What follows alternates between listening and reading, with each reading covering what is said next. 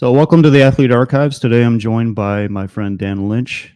Dan is a Yankees fan, and I'm wearing my one and only Yankees shirt. Oh, he's got the actual Bobby Murcer T-shirt. I didn't catch that originally. I like to say that there's a group of Yankee fans of a certain age, because Mercer's time as a superstar was only like 4 or 5 years. There's a certain group of Yankee fans of a certain age that Bobby Murcer was their favorite player, and I'm not the only one. There's a lot of us out there, and we're all right around this age. Well, he came up a few times while I was researching other videos. I think the second or third video I ever made was on Thurman Munson, and he obviously had a great relationship with Thurman. He also came up in the Dan Quisenberry video I did because they both had brain tumors or brain cancer. In any event, it was a tragic ending, and unfortunately a life cut short. Bobby hails from Oklahoma, just like the man he was, in a way, replacing, Mickey Mantle. Well, they were scouted by the same scout. They were both from Oklahoma. They both were Yankee fans. And when Murcer came in, that was sort of the tail end of Mantle's career. And they, interestingly, both came in as signed as shortstops and eventually became center fielders. As much as Mantle was loved, it seems like New York fans absolutely love Bobby Murcer too. I was watching some videos of him and highlights in preparation for this, and I can't believe that they had those monuments in center field. You know, to watch all the Yankee highlights is just crazy. I think I know the exact highlight you're talking about. But he did lose 2 years in the Army in 1967 and 1968. He was a reservist. He never left the country. He didn't go to Vietnam. He did have an opportunity during his time when he was on leave to go and play some minor league games. And the other thing about that is, I think, like Spahn, Murcer was made, I think, more of a better physical specimen as a result of that. And so when he came into camp as a 19-year-old in 1966, he was a skinny little shortstop. By the time he had come through, he had bulked up, and in '69 he came in and was a regular and hit 20 some odd home runs. So he had created, and he was only 23. So I don't think he lost major league years to the Army. I think those were minor league years, and it didn't really hurt his development. Going back to Thurman, he gave the eulogy, or one of the eulogies, at Thurman's funeral. And if you're a Yankees fan of Dan's vintage or my vintage, you're probably aware of the Thurman Munson funeral game. I want to pause the conversation here with Dan to talk a minute about the Munson funeral and the game that night. Munson was from Canton, Ohio, and that's where the funeral was held on August 6, 1979. The Yankees were at the end of a 4-game series against Baltimore, and there were internal discussions on postponing the game. Thurman's wife, Diana, told the team that she felt Thurman would want the team to play. So the Yankees had a funeral in Ohio that morning, then came home to New York City for the 8 o'clock game broadcast on national television. In an extremely emotional game, Murcer played his heart out. 5 RBI, a home run, and a walk-off single to win the game in the bottom of the ninth. He did drive it down the line, and it's there. It is gone. I said he was due to break out of it earlier in the game. He got his pitch from the middle inside, and so we have a ball game. This is the man who broke down this morning in the middle of his eulogy at Thurman Munson's funeral services.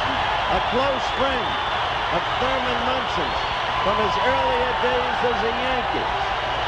The 2-strike pitch coming to Murcer. Ball is hit down the left side. It's a fair ball going to the corner. Randolph turns at third. He comes to score. The Yankees win 5-4. And so the New York Yankees, still the world champions, in an absolutely thrilling game.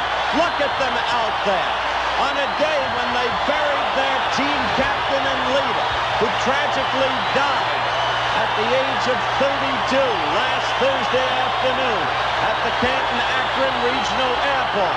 And the hero, Bobby Murcer, one of two eulogists for the Yankees today in Kent. The man who broke up, who couldn't go on. Murcer, his leader, his friend. The man who meant so much to Bobby Murcer in the formulation of his own career. And it's almost symbolic, without, as I said earlier, being maudlin. They won this game for their team captain. There's another look at it. And what a finish to a ball game that became more than an ordinary ball game, Keith, and you know it. Emotion won this game. Bobby Murcer knocks in all 5 runs. So, as a New Yorker, after his playing days were over, he went into broadcasting. Can you tell me a little bit about that from a New Yorker's perspective? Well, he had like he had a twang. His voice was definitely of his Oklahoma roots. And Bobby went back to Oklahoma like in the off season a lot. He owned businesses there. He invested there. He was very wise in terms of his money. And so his twang was a little bit off-putting for New Yorkers, shall we say? Since, we have no accent. It's just everybody else in the country. Oh, yeah, I see. Anyway, so Bobby, the great thing about Bobby is that he was a good person from like the bottom to the top. So whenever he spoke, he wasn't a BSer. He wasn't a homer. I mean, he obviously was a Yankee. You can't. There's only so much you can not do. And he knew the game, and he was a smart guy too. So he knew the game. So he was a fun announcer. And of course, he had a great sense of humor. So his back and forth with Rizzuto was usually very entertaining. Rizzuto had a back and forth with everyone, but in a different way. Like, his back and forth with White was a certain way, and his back and forth with Murcer was a certain way. But Murcer definitely enhanced. I think he enhanced the broadcast because he was very funny playing off of Phil, and he knew the game. He was smart. It's just the only drawback was the twang. So, oh well. Before we get into your collection, Murcer had started this endowment for the American Cancer Society for Pediatric Cancer Research before he even had cancer. As I mentioned near the start, Murcer would sadly discover he had a cancerous brain tumor on Christmas Eve in 2006. He made a recovery after surgery, but in 2008, the cancer returned. He would ultimately pass away on July 12 at the age of 62. There is an odd link between a good half dozen men who played in the 1980 postseason who all developed brain cancers. It's statistically very unlikely that this should have happened. If you want to go deeper, I have a video where I explain this in more detail. And he started this endowment for pediatric cancer research. He also started BAT, the Baseball Assistance Team, which is critical. I can't even believe that the MLB Players Association hadn't started something like this earlier, but it basically collects money from players voluntarily to help former major leaguers, families, and especially Negro leaguers and scouts who maybe don't have that nice MLB pension. When 2017 concludes, we will have helped over 350 members of the baseball family in need, with over $3 million of assistance, some pretty significant numbers.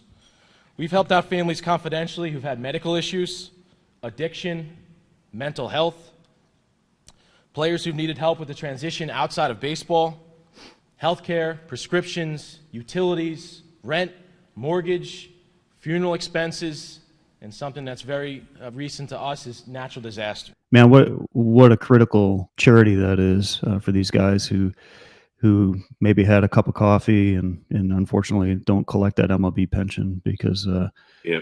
important. Bobby played with a lot of he played with a lot of one-year wonders because those early 70s Yankees had a revolving cast of people coming in, so he probably knew a lot of those guys.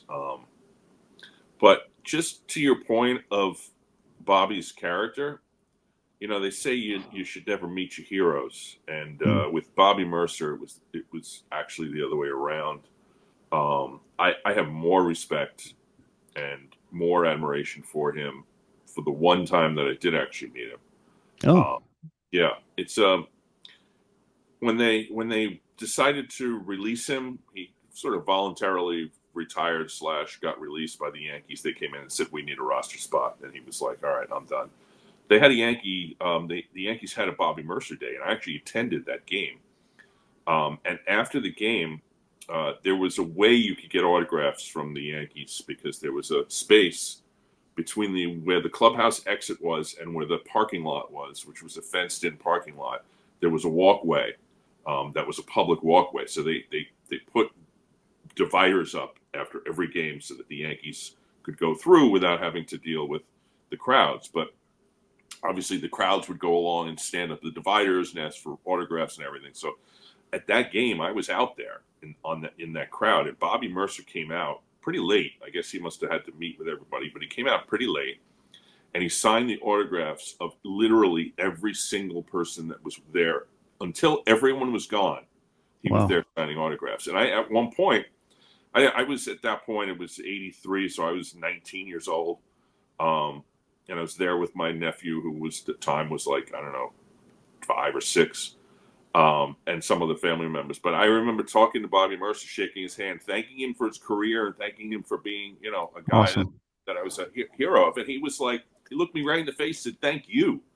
And then, and then he finished signing the autographs and then he left. It was just like the classiest thing. And, a lot of those Yankee guys in the 70s and 80s, they had a little bit of an attitude. And they would just go right through and not even acknowledge the fans. But he literally signed every single person who was waiting. And I just, at that point, I was like, this was the opposite of what I've been told. Never meet your heroes. No, do sometimes meet your heroes because they exceed your expectations. Yeah, that's fantastic. I'm glad you have that memory. It reminds me, it's the exact opposite situation I had with Reggie Jackson. So it's funny because you can edit this out if you want to. I met Reggie at a signing in 2019, and he was great. I was prepared for the fact that he might be. He wasn't. He actually was actually really nice. He shook my hand also and looked me in the eye. So you and I talked. So your show is a little bit different. Your show, you obviously heavily geared towards baseball card collectors. And I am a baseball card collector. Obviously, that's how you and I met. I try not to get too much into the baseball card aspect. I'm more into the history of the players.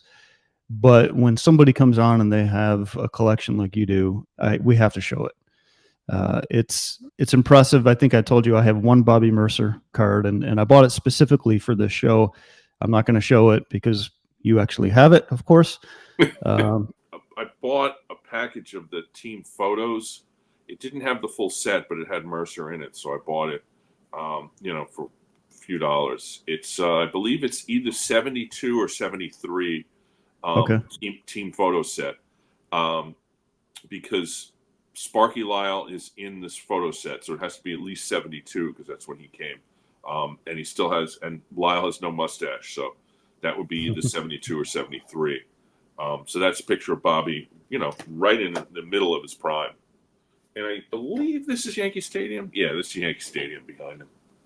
The 70 I bought at a show at 8.5. I figured I was looking at like $30 and I spent $20 on it.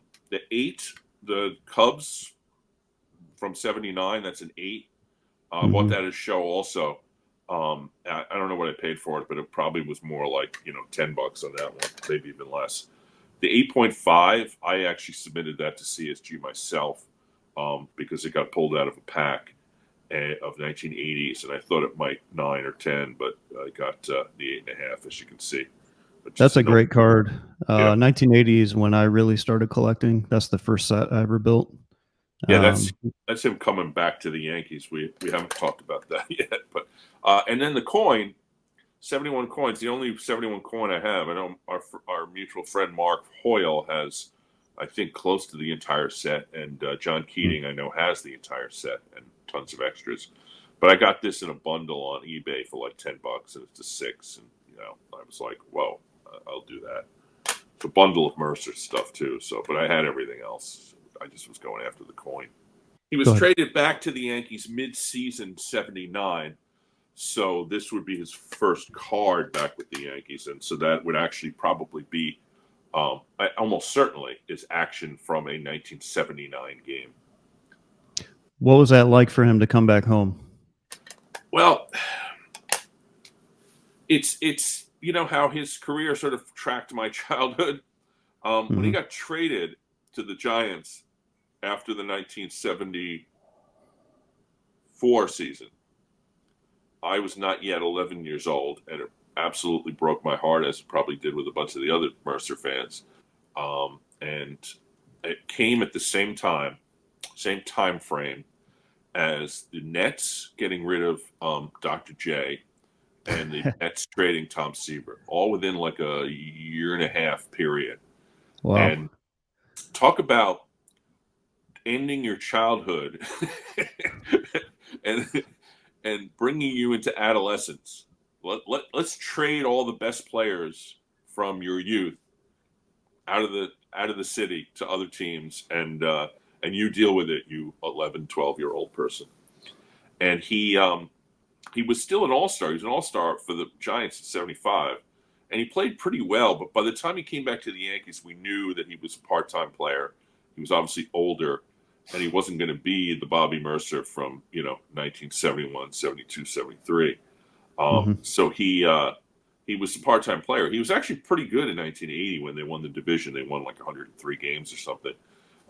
He had pretty good numbers for like a 300 and something at bats, but he was pretty clearly not the same guy. He was 5-6 years older. He was in his mid to late 30s, and I don't know. At that point, he was more of a beloved character than a hero. Okay, so back to these images here. Jump back. I see some of these early cards. 69. Yeah, looks like is that a Kellogg's? Kellogg's in the upper left corner. Yeah, it's a 1970 Kellogg's, which is their first year of doing the cards. The 66 rookie I actually don't have. So that's like a modern, archives version of the 66 rookie with just Bobby. Oh, okay. There's the 67 rookie, which I have. That's 69. Multiple copies of the 70. That's the 1971 Dell stamp. It's the little stamp in the bottom left. And then there's the booklets, the Bobby Murcer story. These booklets came in with, I believe it was 70 or 71. I think it's 1970. Yeah. That's actually the only Bobby Murcer I have. Oh, the story. Yeah, because I wanted it because of the story. So I'll scan that and show in the video. I'll show what the booklet contains. Okay. Kind of cool. And I also have the 1970 Topps. I didn't give you a picture of this because I forgot about it. It's in my 70 binder, autographed. Nice. Yeah, Bobby was, as I told before, a prolific signer because he loved the fans and treated the fans very nicely. When you met him and had him autograph, what did you have him autograph? I actually didn't. I didn't have him autograph. I was 17 years old. I just shook his hand, and I think he autographed my little nephew's little nephew. It's funny.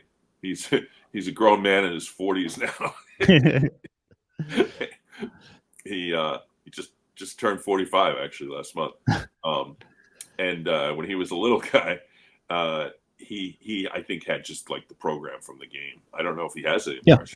I should contact him and see if he still have that in Murcer. He'd probably be like, nah, it's long gone. And then I do have his 72, but it's in my 72 binder. But I do have multiple copies of the 72 in action, which is right here. Okay, yeah. Which is a cool card. It's like he's sliding into home. And I'm pretty sure that's the stadium. So, and then there's some leader cards and then 73. And then I put a couple of I had some empty spaces, so I put a couple of these old cards in. The next page actually has a bunch of cool stuff on it. It's got not sure what year this is. Another Kellogg's in the middle. Yeah, see that. He's on the Yankees, and that one is, I think that's 73. And then the bottom right, there's another Kellogg's, but he's on the Giants, so that's probably 75, 76. And then the one in the bottom left is the SSPC, the bootleg cards from 75 into 76. Well, I love the boyhood photos of the stars. Yeah, 73. I'm not building 73, but I remember it well as I collected it. And then you get a bunch of cards like the Hostess cards. That's 75, 76. This is 77 card with Joe Ferguson. Yeah, I was going to make a comment on that. Hostess actually put a little bit more effort into their product than Topps did for a while. Yeah, You look at that. That 77 card is. Yeah, it's an insult. Yeah, he's turning back to complain about a call. And then we got another one of over here. That's another Hostess. So that it must be 75 and 76 because 77 he was on the. Actually, he was traded in the middle of the season in 77 to the Cubs. And actually, what's cool about him from the Cubs standpoint is that the 77 Cubs were in mid-season, had like a 7.5 game lead or something. They were like the story of baseball at that point. And so, and Bobby was part of that. And 78, he kind of faded a little bit, but the team was also in contention midway through. So I think Cubs fans actually have an appreciation for Bobby because he was during that period when they were pretty good. And then you got some of the old, there's the 83 and Donruss and Fleer. 81 Fleer, terrible set. But and then there's a couple modern cards in there. I don't even know what they are. People gave them to me. Yeah, you mentioned the 81 Fleer. That was like the start, of me spending every penny I had. And God, that Fleer set was just garbage. It was garbage. So it so many errors and misspellings, and God. At that point, 1981 was the year I graduated high school. Mm-hmm. So my card collecting at that point I was a vintage guy by then. I had gone through a sort of a period where I didn't collect at all from like maybe age 12 to age like 17 or 16. But by then I started to become a vintage guy. And so I remember when it came out, I was kind of excited because, Topps was the only thing you could get in my youth, other than like SSPC, which were like bootleg cards, and some of these like other like the Hostess and the Kellogg's and all that stuff. But Topps was the main one, and suddenly Fleer was going to be a rival card company, and I actually bought packs as 81. I was 18. Mm-hmm. I was 17 and early in the year. And so I actually went out and bought packs of baseball cards in like a store as like a high school senior. It's a little weird, but opened them up and I was like, oh my God, this is crap. Not only they like off-centered and the cardboard was weird and they were curled and the pictures are just like the printing is terrible. The pictures are blurry and it's just, oh my God, what a disappointment. Yeah. Fleer got better, but like they never got as good as Topps in the 70s. Well, it's a good business study or business case study because they made they had such a bad reputation among the the middle school kids that I hung with in 1981 that nobody wanted Fleer after that. I mean, they could have come out with the best looking set and product in 82, 83. But their reputation was garbage at that point. So everybody, was still Topps and Donruss was a little bit better than Fleer, but we were all sold on Topps. Yeah, I don't even remember Donruss when they were introduced. I don't think I bought them. I don't even know if they were available in our area. But 82 Fleer is also pretty awful of a set. So, even if they missed the boat in '81, they didn't get much better in '82. I think this is the '82 Flair.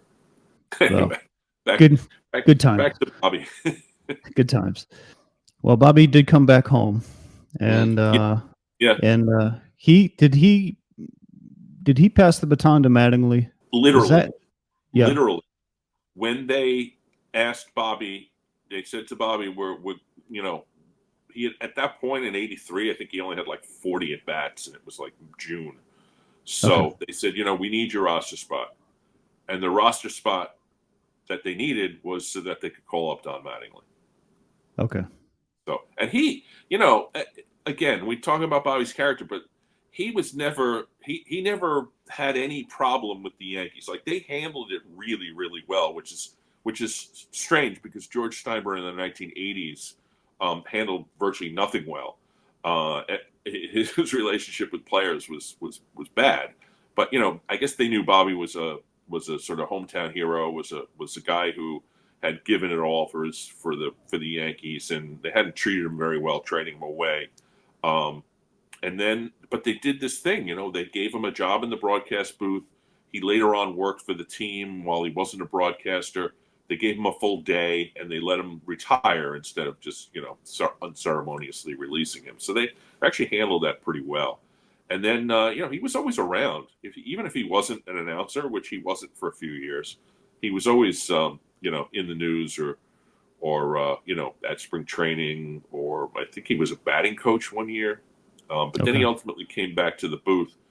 When he was sick, he would miss time because he had surgery, he had the brain tumor removed. And there was, he went through all the things the terrible things that people with that illness go through, with the chemo and the blood, the bone marrow transplant and everything. And it was sad because he would come into the booth and they would show him, and he would do games. He actually did games after his surgery. He had no hair. And this is Bobby Murcer from the early 70s with the big, 70s hair.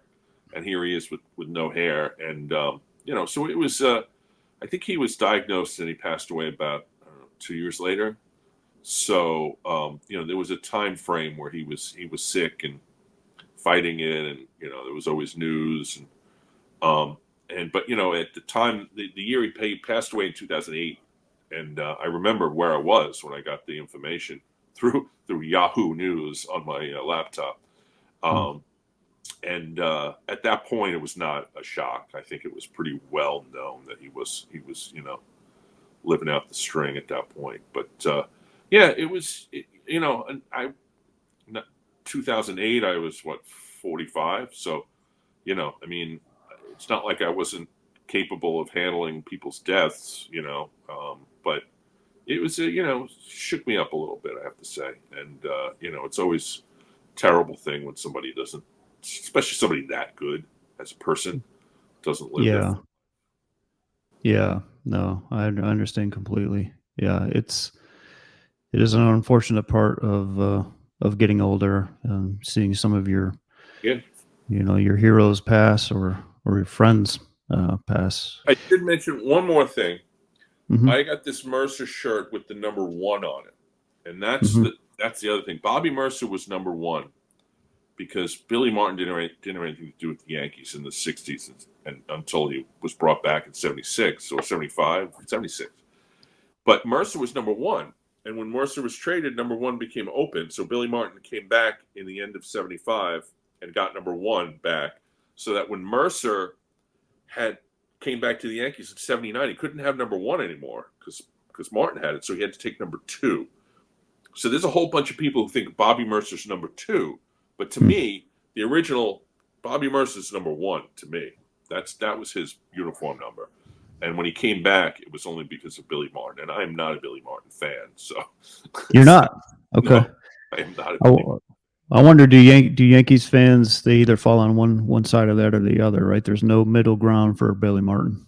Pretty much, yeah. And there's a ton of Yankee fans. In fact, I would say the majority of Yankee fans think Billy Martin is the greatest thing since sliced toast, but sliced bread.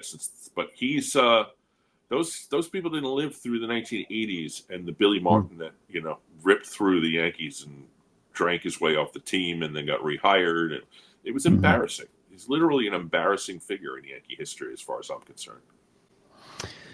Yeah, time and time again, if you look at baseball history, a lot of guys in personal lives and careers were ruined by alcoholism, and I think Billy's one of those guys because he clearly could manage. No, he could manage. He got teams to win, but in those '80s teams, he did some bizarre things, and he cost them the pennant in '85, as far as I'm concerned. Man, did that dude love to fight. Gosh. Oh, anyway, well, Dan, back to the good stuff. Bobby, Bobby was number one. If you see the pictures of him in the '70s, he's wearing number one with his batting stance. I should add one more thing. When I started playing baseball as a 7-year-old, 7, in the local league, it wasn't Little League. It was like the police PAL or whatever it was called. Yeah, Police Athletic League. I went to Little League after that, but I didn't know how to. I mean, I had batted. We played ball on the streets for years at that point, so I knew how to hit, and I was pretty good. But I didn't have a batting stance, and I realized you're going to play organized baseball. You have to have a batting stance because in the 1970s, everybody had a batting stance. Yeah. So I decided my batting stance was going to be Bobby Murcer. So I just did the Bobby Murcer batting stance, and that's how I hit. It's like that was definitely a thing. So I literally imitated Bobby Murcer when I batted for like 2 or 3 years before he got traded. When I was growing up, we had the Tigers had a guy named Johnny Walkenfuss. Yeah, of course. Yeah. So he would do this thing with his finger. He'd hold the bat up and do this thing with his fingers. So it was like that was what. Oh, didn't he also bat with like an extreme pigeon toe? He did like an extreme pigeon toe with his feet. So yeah, it was. You're right. Batting stances were a thing in the '70s, and for sure, man. Rod Carew, Pete Rose, imitate them all. Rod Carew, Billy Stargell, but Murcer, I was able to imitate because I saw him play, on TV like every game. But this is the mind of a 7-year-old. It's like, I need a batting stance. I'm just gonna do Bobby Murcer. Of course, that's awesome. Well, you picked a good guy to emulate. Yeah. So, well, Dan, thanks so much for your time. I really appreciate you. I think it was about a year ago where I joined you for the Carl Furillo show, and yes. I'm glad to finally get you on. Really appreciate your time. Your channel has done really well. You've really taken off, and for good reason. Do you want to say anything about the what's coming up on your channel or the future of your channel? Well, I've got more interviews of super collectors coming up. Next week I'm doing Joe Wood, and then after that Lefty Grove. I'm going to do, I just went to the Philly show yesterday. I'm going to do a Philly show. I've got some SGC reveals. I've got a lot of stuff coming up. It's just, trying to organize it all and make sure that I cover all the tracks. And, it's been a lot of fun. And you mentioned, obviously you were on the show, and I appreciate that greatly. And appreciate the opportunity to talk about Bobby Murcer on this show. But, it's me just being able to organize to bring these amazing collectors on. I just did a show with a guy who completed the T206 set, and he completed. Yeah, it was amazing. He had been on my show before, Brandon, and I texted him after he put up a tweet saying he completed the show, and I said, "Do you want to come on my show?" He said, "Absolutely." So I'm like, "This is great. This guy's coming on right after he finished the set. It's like news." So yeah. Anyway, that's been so much fun, is that people have been so willing to come on and share their collections, and it's just been a great ride. I started in June of 23, so it's been about not quite a year and a half. Okay. Yeah, Brent, after watching your show, he then shared his collection on Reddit, and it's amazing. I don't know how many people have actually completed that T206 set, but it's crazy. And watching that video of of him on your channel, and he talks about what he picked up some of those cobs for. Man, I think he said something like $400 or something like that for some of those cob portraits. And, yeah. Man. All right, Dan. Well, thanks so much. I appreciate you. Thanks for doing it. Thanks for the opportunity. And Bobby was amazing guy and well worth the effort to learn about him. And I'm glad you did.